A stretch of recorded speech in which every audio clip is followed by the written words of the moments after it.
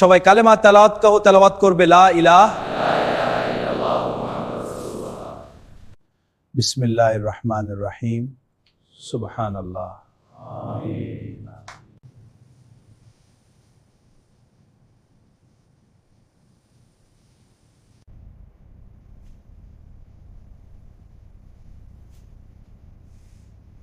মানুষ মারা গেলে কেন তার লাশকে গরম পানির সাথে বড়ই বা কুল পাতা দিয়ে গোসল করানো হয়? পৃথিবীতে অসংখ্য ঔষধি গাছপালা থাকা সত্ত্বেও কেন এই বড়ই পাতাকেই বেছে নেওয়া হয়েছে?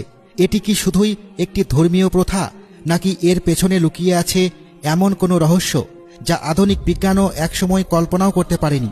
এই প্রশ্নই একসময় নাড়িয়ে দেয় ফ্রান্সের একদল গবেষককে।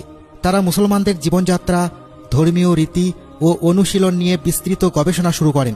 তাদের উদ্দেশ্য ছিল এই সব রীতিনীতির পেছনে কোনো বৈজ্ঞানিক যুক্তি আছে কিনা তা খুঁজে বের করা। গবেষণার শুরুতেই তারা পবিত্র কুরআন নিয়ে দীর্ঘ বিশ্লেষণ করেন। শুরু থেকে শেষ পর্যন্ত বহুবার পরীক্ষা করেন, এমনকি কোথাও কোনো অসঙ্গতি বা ভুল আছে কিনা তা খুঁজে বের করার চেষ্টাও করেন।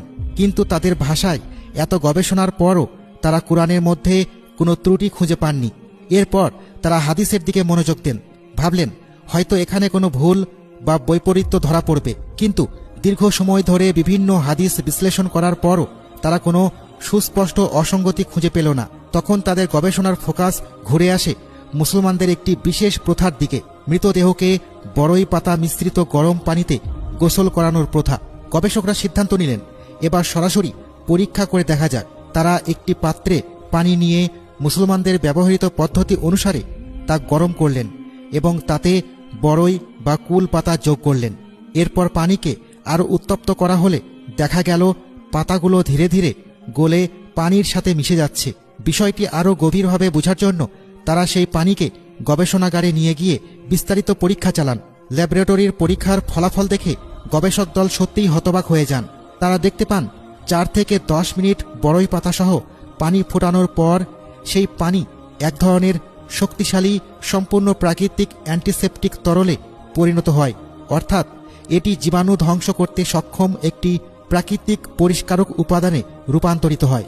এমনকি বাজারে পাওয়া দামি অ্যান্টিসেপটিক ব্যবহার করেও সবসময় এতটা বিশুদ্ধ ও প্রাকৃতিক জীবাণুনাশক পানি তৈরি করা সম্ভব নয়।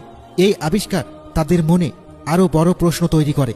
1400 বছর আগে যখন আধুনিক বিজ্ঞান, ল্যাবরেটরি কিংবা চিকিৎসা প্রযুক্তি কিছুই ছিল না, তখন কিভাবে মুহাম্মদ সাল্লাল্লাহু আলাইহি ওয়াসাল্লাম এমন একটি স্বাস্থ্যসম্মত পদ্ধতির নির্দেশনা দিয়েছিলেন? তারা বিস্ময়ের সাথে ভাবতে থাকেন সেই যুগে এই জ্ঞান মানুষের পক্ষে জানা কিভাবে সম্ভব ছিল। গবেষণার এক পর্যায়ে তারা কুরআনের সূরা আন-নাজমের আয়াতগুলোর দিকে মনোযোগ দেন। সেখানে বলা হয়েছে রাসূল নিজ ইচ্ছা থেকে কথা বলেন না, তিনি যা বলেন তা আল্লাহর পক্ষ থেকে প্রাপ্ত ওহী। এই উপলব্ধি তাদের মনে নতুন চিন্তার দুয়ার খুলে দেয়। পরে সাংবাদিকরা গবেষকদের জিজ্ঞাসা করেন ঠিক কী এমন তথ্য তারা পেয়েছেন যা তাদের এত অবাক করেছে। গবেষকরা জানান বড়ই পাতা মিশ্রিত গরম পানি 4 থেকে 10 মিনিটের মধ্যে এমন এক প্রাকৃতিক অ্যান্টিসেপটিকে পরিণত হয় যা মৃতদেহকে কার্যকরভাবে পরিষ্কার ও জীবাণুমুক্ত করতে সাহায্য করে। কারণ বাস্তবে দেখা যায় মৃত্যুর মুহূর্তে অনেক মানুষ শরীরের নিয়ন্ত্রণ হারিয়ে ফেলেন, ফলে দেহে অপবিত্রতা থেকে যেতে পারে। শুধুমাত্র সাধারণ পানি দিয়ে পরিষ্কার করলে সব জীবাণু বা অপবিত্রতা দূর না হতে পারে, কিন্তু বড়ই পাতা ফোটানোর পানির অ্যান্টিসেপটিক গুণ সেই দেহকে আরও নিরাপদভাবে পরিষ্কার করে।